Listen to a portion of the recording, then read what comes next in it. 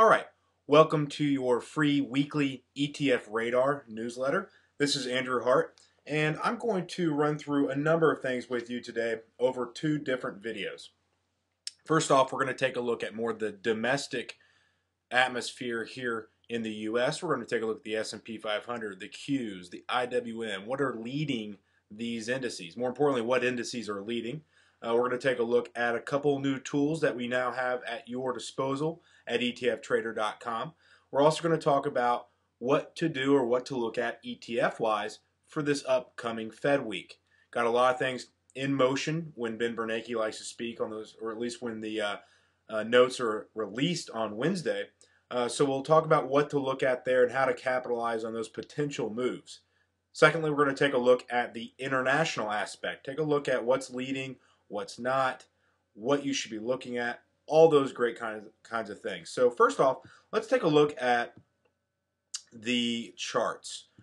First off, we're taking a look at the S&P 500, the SPY. As you can see there, we have Williams percent R at a 30 setting, and we have the DI and positive or DI and negative DI, the directional movement index. You might also know it as DMI there at the bottom, which indicates whatever the prevailing trend is. It's a nice tool to really let you know what's going on.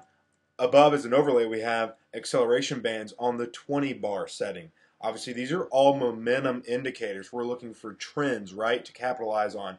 So first off, the SPY, what did it do this week? Well, let's take a quick look at what we always like looking at, which is the heat map of what happened last week.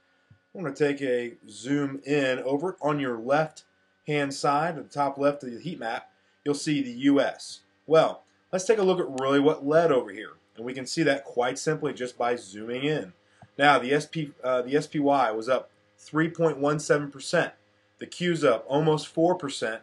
And then the DIA right here, the diamond's up, definitely not leading, right? The worst index for the week. Now, what does this situation look like? What the Qs are leading? That's representative of an overall bullish intermediate environment, right? Progressive tech's leading the overall. That's typically what leads in a growing short-term trending environment or a longer-term growing economic environment. You can see over here to the right side as we scoot on over, U.S. large, mid-cap, U.S. small. Look at that.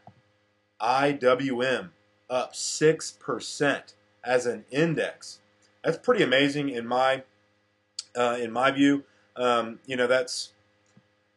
I like to look at the Qs more than the IWM for an intermediate term signal of where are we going in the next couple of weeks, as opposed to the IWM. IWM would be something great to look at, like we looked at in 2009. Something that leads you out of those deeper recessions is the small caps, which we did see that in IWM.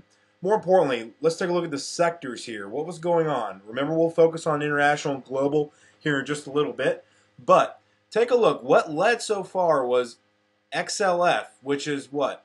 The bigger financial names compared to KRE, regional banks. Didn't keep up with bigger ones. We saw a couple weeks ago that regional banks were the leaders. Now we're seeing XLF 3.68 leading the SPY. Saw XLE, the energy ETF, main energy ETF, didn't really show anywhere near as much strength as some of the leading indexes like OIH. But what we're more interested in is what we did well in. For those people that are benefiting off of the Element system right now, those are the traders that I'm giving current recommendations to. We had calls in XLF, SLX, and XRT. SLX being what?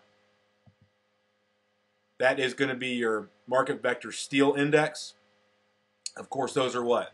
That's materials. That was up 8.85%. Listen here, don't jump on to something like that. Expect a short-term pullback in something like this. XRT, we'll take a look at that particular chart here in just a moment. But XRT, what an amazing, amazing stock. It is well above its 2007 highs. That's amazing. The market's nowhere near that. XRT, there's really nothing in sight as far as resistance except for all-time highs. Very impressive there. So we're locking down profits here left and right within ETF Trader. And really happy to share that with you. Let's go back and take a look at some of these charts and show you what we were looking at. We're going to do that in the next video. We're going to look at XRT.